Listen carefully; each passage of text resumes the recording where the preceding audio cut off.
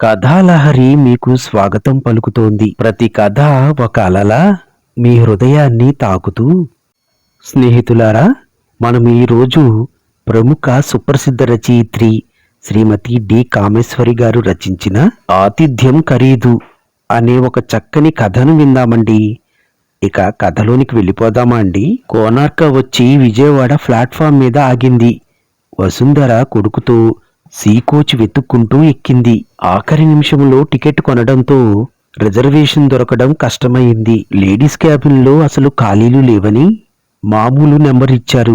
ఎక్కాక టీసీతో మాట్లాడి ఖాళీ ఉంటే అడ్జస్ట్ చేసుకోండి అని ఉచిత సలహా పారేశాడు. కంపార్ట్మెంట్ ఎక్కి లేడీస్ క్యాబిన్ తలుపు తీసి చూసింది. కంపార్ట్మెంట్ అంతా కిక్కిరిసి ఉంది. 6 మనుషులు, సామానులతో నిండిపోయింది. ఎవరో పంజాబీ కుటుంబం, ఓ ముసలి ఆవిడ, నడివయసు ఆవిడ, 25 ఏళ్ల పడుచు, ఒక యువకుడు, 2 చిన్నపిల్లలు.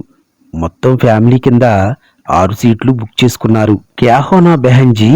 వసుంధరని చూసి యువకుడు పలకరించాడు. కుచ్ నహీ, ఇధర్ కుచ్ సీట్ ఖాళీ హై క్యా? నహీ బెహన్, హమ్ పూరా రిజర్వేషన్ కర్ దియా అన్నాడు. వసుంధర నిరాశగా తన సీటు వెతుక్కుని పెట్టే, బుట్ట, హోల్డర్, బ్యాగు అవి సీటు కిందకి తోసి కూర్చుంది. 10 ఏళ్ల ఆమె కొడుకు కొనుక్కున్న కామికులు చదువుతూ చుట్టూ ప్రపంచం మర్చిపోయాడు. ఎదురు సీటులో ఎవరో 3 యువకులు, జిడ్డోడుతున్న మొహాలు, కారాకిళ్ళి నమిలే నోళ్లు, చవక రకం చెమట కంపు కొడుతున్న టెర్లిన్ బట్టలు, రంగురంగుల సాక్సు మీద చవక రకం బూట్లు. చూడగానే చవక రకం వేషాలని పోల్చవచ్చు. వసుంధర ఎక్కిన దగ్గర నుంచి 3 ఆడదాని మొహం ఎరగనట్టు ఆకలి చూపులు చూడసాగారు. వాళ్ల వేషాలు, ఆ వెకిలి నవ్వులు చూసి వసుంధర మొహం చిట్లించి పత్రిక మొహానికి అడ్డు పెట్టుకుంది. ఛ, ఇలాంటి సీటులో పడ్డాను. ఈ వెధవల ముందు ఎంతసేపు కూర్చోవాలో. కూర్చోవడం అటుంచి రాత్రి ఎలా పడుకోవడం ఇక్కడ? వీళ్ళు ఎక్కడిదాకా వెళ్తారో? హాయిగా లేడీస్ది దొరికితే గడియ పెట్టుకుని పడుకునేది. కండక్టర్ వస్తే వీలైతే సీటు మార్చుకోవాలి.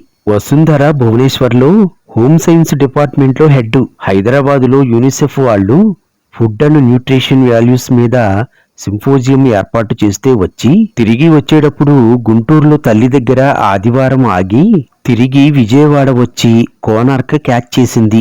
ఈ సింపోజియం ధర్మమా అని వెళ్లేటప్పుడు ప్లేన్ ఖర్చు మిగిలింది అని సంతోషించింది. రిటర్న్ జర్నీ తను రైలులో వెళ్తానంటే మీరెలా వెళ్ళినా మీ ఇష్టం, మా ప్లేన్ ఛార్జీ ఇదిగో అని ఇచ్చేశారు యూనిసెఫ్ వాళ్ళు.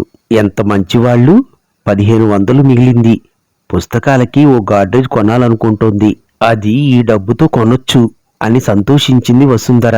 ఆ 1500 తనది 500, 2000 క్యాషు. రైలు ప్రయాణంలో నగలు పెట్టుకోవాలంటే ఆమెకి భయం. అంచేత చేతుల 3 జతల గాజులు, మెడలో గొలుసు, ఉంగరం దగ్గర నుంచి అన్నీ తీసి పెట్టెలో పెట్టింది. రాత్రంతా ఈ పెట్టె కోసం మేలుకోవాలి. హాయిగా ఇప్పుడు లేడీస్ దాంట్లో ఎక్కి తలుపు గడియ పెట్టుకుని నిద్రపోయేది. ఈసారి ఇలా అయింది అని మరోసారి విసుక్కుంది. కండక్టర్ వచ్చాక ఎక్కడా సీట్లు ఖాళీ లేవన్నది తేల్చాక ఆ ఎదురుగా కూర్చున్న 3 బరంపురం వరకు వెళతారని విన్నాక, అంటే తెల్లవారే వరకు వీళ్లు తప్పరని అనుకుంటే, రాత్రి వాళ్ల ముందు పడుకోవాలన్నది తలుచుకుంటే వసుంధరకి కంపరంగా ఉంది. పోనీ తనకి ఒక్కర్తికి ఆ లేడీస్ దాంట్లో బెర్తిస్తారేమో అడగాలని లేచి వెళ్ళింది.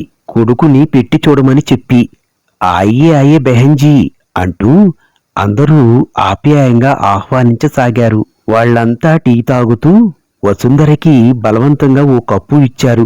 మాటల్లో వాళ్ళు టూరిస్టులని, బొంబాయి నుంచి హైదరాబాదు, అక్కడి నుంచి పూరి, కోనార్క, కలకత్తా, బెనారస్ వగైరాలన్నీ తిరిగి ఢిల్లీ చేరుతారట. ముసలి ఆవిడ అత్త, రెండో ఆవిడ చెల్లెలు, చిన్న ఆవిడ కోడలు, అతను కొడుకు, పిల్లలు మనవలు. కబుర్లలో విషయమంతా రాబట్టింది. మాటల్లో తన గోడు చెప్పుకుంది వసుంధర. పెట్టెల్లో డబ్బు నగలు ఉన్నాయి. రాత్రి ఆ వెధవల ముందు కూర్చోవాలంటే నాకు భయంగా ఉంది. ఎప్పుడూ ఇలా ప్రయాణం చేయలేదు అని చెప్పుకుంది. ఇక్కడ ఒక సీటైనా తనకిస్తారా అని ఆశగా అడిగింది. ఆప్ ఇధర్ సోనియే బెహన్జీ, మై ఉధర్ జాకే సోంగా అన్నాడు యువకుడు. కొడుకు అది విని మారం మొదలుపెట్టాడు. తను చచ్చినా ఒక్కడు అక్కడ పడుకోనన్నాడు. ఒక్కడే కొడుకేమో ముద్దు ఎక్కువయ్యి వాణ్ణి విడిచి క్షణం ఉండలేదు. పుట్టిన దగ్గర్నుంచి 10 ఏళ్లు వచ్చినా తల్లి పక్కన తప్ప వాడు పడుకోడు. వాణ్ణి ఒక్కణ్ణి అక్కడ పడుకోబెట్టి తనిక్కడ పడుకోవాలంటే వసుంధరకి ప్రాణం ఒప్పలేదు. వాళ్ళెలాగో కురదా వరకు ప్రయాణం చేస్తారు.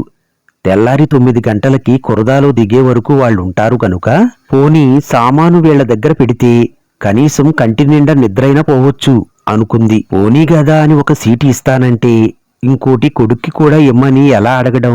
అతనొక్కడే మగవాడు, మిగతా వాళ్ళు ఆడవాళ్లు, పిల్లలు చిన్నవాళ్లు. ఇంకెవరు వెళతారు అక్కడికి? సామాను మాత్రం పెడతాను అనుకుంది. దానికేం భాగ్యం? సామాను మేం చూస్తాం, నిశ్చింతగా ఉండండి అన్నారు వాళ్ళు. వసుంధర పెట్టే బుట్ట అన్నీ తెచ్చి సర్దిపెట్టి నిశ్చింతగా ఊపిరి పీల్చుకుంది. తరువాత కబుర్లు మొదలుపెట్టి తన విషయాలు చెప్పింది. వాళ్ళంతా చాలా అభిమానంగా మాట్లాడారు. రాత్రి డిన్నరు ఆర్డర్ చేస్తుంటే వీలు లేదని పట్టుపట్టి వాళ్ళు తెచ్చుకున్న రొట్టెలు, బంగాళదుంప కూర, స్వీట్లు, పళ్ళు అవి పెట్టారు బలవంతంగా. ఎంతైనా నార్త్ ఇండియన్స్ ఫ్రెండ్లీగా ఉంటారు అనుకుని పొంగిపోయింది. ఉదయం లేచాక మళ్లీ టీ, బ్రెడ్, జాము, చురువ అన్నీ పెట్టారు. దిగేలోగా మంచి స్నేహం కలిసిపోయింది అందరికీ. కురదాలో వాళ్ళంతా దిగుతుంటే భువనేశ్వర్ వచ్చినప్పుడు ఇంటికి రమ్మని మరీ చెప్పి అడ్రస్ ఇచ్చింది. భువనేశ్వర్లో దిగి ఇంటికి వెళ్లి భర్తతో సంతోషంగా తను మిగిల్చుకొచ్చిన డబ్బు, రైల్లో దొరికిన ఫ్రెండ్స్, వాళ్ల మంచితనం, గుంటూరు విశేషాలన్నీ చెప్పి భర్త కోసం కొన్న టెర్రీకాట్ షర్టు, టై తీసి చూపించాలని పెట్టె తాళం తీసింది. పెట్టెలో నీటిగా సర్దినవి సర్దినట్టే ఉన్నాయి. భర్త కోసం కొన్న షర్టు, టై, తన పట్టు చీరలు 2, బంగారు నగలు, 2000 క్యాష్ తప్ప అన్నీ ఉన్నాయి. వెర్రిమొహం వేసిన వసుంధరని చూసి ఏడవలేని నవ్వు నవ్వాడు ఆమె భర్త. ఆతిథ్యం ఖరీదు 15,000 మాత్రమే, జస్ట్ 15,000 ఓన్లీ అన్నాడు.